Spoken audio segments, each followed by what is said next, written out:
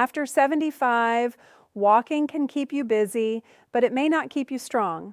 The movement that often decides whether you stay independent is not a long walk. It is your ability to stand up. If you want to stay healthy and independent as you age, hit that subscribe button right now. We share science-backed health tips like this every single day. After years of watching the same pattern show up again and again in older adults, one truth stands out. The people who stay independent the longest are not always the ones who walk the most. They are the ones who can still rise from a chair with control, confidence, and strength. That one simple movement tells you a lot about your legs, your balance, your heart, and even how safe you are in your own home. And today I'm going to show you why this one exercise may be better than walking alone if you are over 75, and exactly how to do it safely. Now, before we continue, tell me your age and where you're watching from in the comments. This helps us understand who we're helping. Here's what most people get wrong. They hear stay active and they think that means more walking. And look, walking is good. It helps your heart, it helps your mood, it helps your joints stay loose. But if walking is the only thing you do, you may still lose the exact strength that helps you get off the toilet, out of bed, out of the car, and up from the dinner table. And what happens when that strength starts to slip? Your world gets smaller, fast. A 2022 study involving the University of Almeria and Rio de Janeiro State University found that older women doing resistance training improved lower body strength by 56.7% and improved functional autonomy, meaning everyday independence, by 18.32%. The walking group improved too, but not nearly as much. That matters because independence is not built by motion alone. It is built by force. Your legs have to push your body upward, not just carry it forward. And here's another surprise. A 2024 study from Ohio University found that simply counting how many times someone stands up in 30 seconds explained only 17% of the power of each rise. In plain English, that means it's not just about doing more reps. It is about how well you do them. Power matters, control matters, speed matters. That's why the exercise I'm talking about today is the sit to stand. Some people call it the chair rise. It looks simple, it is not easy, and that's exactly why it works. Number 5, it trains the exact skill you lose first. Most people think exercise should be general, just move more, they say. But actually, your body follows the use it or lose it rule. If you stop practicing the act of standing up, your body slowly gets worse at standing up. It's like a key that stops turning because nobody used the lock for months. The movement gets rusty. The sit to stand is not fancy, but it is honest. It trains your hips, thighs, knees, core, and balance all at once. More important, it trains them in the exact pattern you use every single day. Not more random movement, but the movement that keeps you independent. Isn't that what you really want? Here's how to start. Use a sturdy chair that does not slide. A dining chair is usually better than a soft couch. Sit near the front edge. Put your feet flat on the floor, about hip width apart. Pull them slightly back so your knees are bent and your nose can come over your toes. Lean forward a little. Then press through your heels and stand up. Do not yank with your neck. Do not throw your arms wildly. Stand tall at the top. Squeeze your backside for 1 second.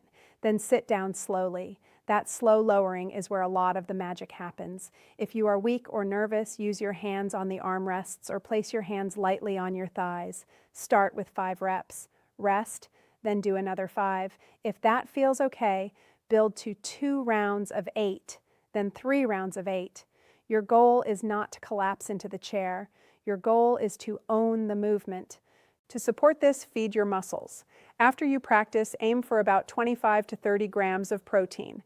That could be 1 cup of Greek yogurt and 2 eggs, or 4 to 5 ounces of chicken, or 1 cup of cottage cheese. Your muscles are like a repair crew. If you never send the bricks, they cannot rebuild the wall. And wait until you see number 4. Number 4, it builds power, not just stamina. Most people think strength is enough. But actually, after 75, power may matter even more. Strength is how much force you can make. Power is how fast you can use it. Think of it like this. Strength is owning a car with a big engine. Power is how fast that car moves when the light turns green. If you trip on a rug, you do not have 5 seconds to react. You need quick force. A 2023 study from Universidad San Sebastián and the University of Granada found that sit-to-stand training done just 3 times a week for 8 weeks improved muscle quality by 40 to 45% and sit-to-stand power by 29 to 38%. That is a huge change from a very simple movement. Not more time, but better training. Not more steps, but more usable strength. So how do you train power safely? First, stand up with purpose. Not wild, but intentional. Try to rise a little faster than normal. Then sit down slower than normal. Fast up, slow down. That teaches your body to produce force and then control it. Start with 5 quick but safe stands, rest for 30 to 60 seconds, then repeat. If you feel shaky, hold the sides of the chair lightly. If your knees hurt, raise the seat with a firm cushion so you do not have to drop as low. Quick question, have you noticed your legs feel weak when getting out of a chair or climbing stairs? Comment yes or no below. Now let's talk fuel again. Power training needs protein, but it also needs enough energy. If you skip meals, your body starts robbing the pantry. Try 5 ounces of salmon for about 30 grams of protein, or 1 cup of milk plus a turkey sandwich for a similar amount. If you are small and eat less, even 15 to 20 grams is a good start. Something is always better than nothing. But number 3 is where this gets even more important. Number 3, it wakes up your balance system. Most people think balance comes from the ears or the eyes alone, but actually balance is a team sport. Your feet talk to your brain, your hips make tiny corrections, your core tightens, your thighs catch you. And if one player on that team is asleep, the whole system gets sloppy. That is why the sit to stand is so powerful. Every time you rise, your body has to shift weight forward, push up, and stabilize at the top. That is balance practice hiding inside strength work. You are not just exercising, you are rehearsing safety. A 2023 analysis highlighted by Tufts University School of Medicine found that balance and functional exercise programs reduce the rate of falls by 24% in nearly 8,000 older adults. That is not a tiny change. That is the difference between staying in your home and ending up in the hospital after one bad step. Here is how to turn your chair rise into balance training. Stand up fully, then pause for 2 seconds before sitting back down. Keep your chest tall, keep your eyes forward, do not stare at the floor. Once that feels easier, stand and hold the top for 3 seconds. Later, you can add a gentle march in place for 2 to 4 steps while holding a countertop nearby. See how this works? Not separate exercises, but layers of the same useful movement. And yes, your bones and nerves need support too.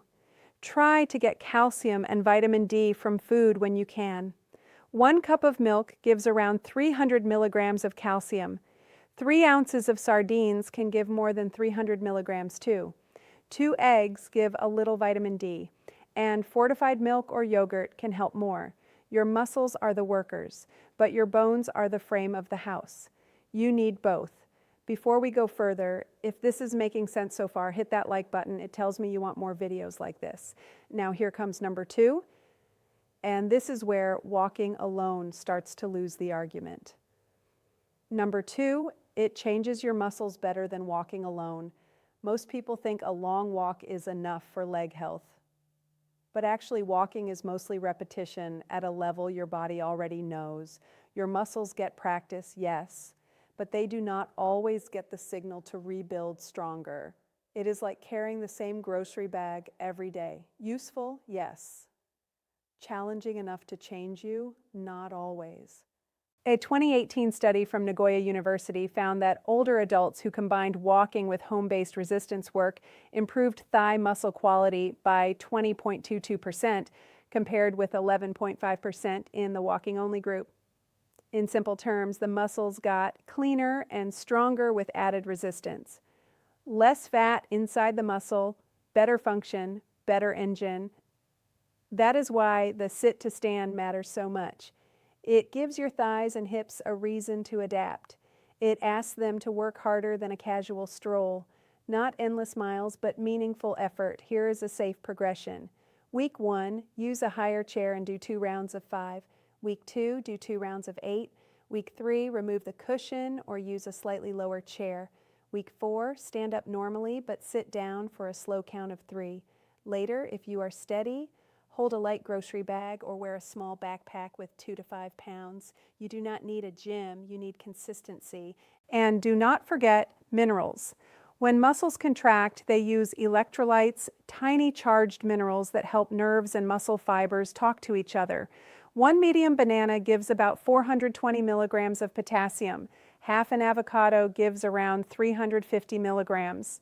A cup of cooked beans gives protein plus magnesium. Small things add up, your body notices. I'd love to hear your story. What made you click on this video today? Share in the comments. Now for number 1, this is the big one. Number 1, it protects your independence better than almost anything else. Most people think independence disappears all at once, but actually it usually leaks away one little task at a time.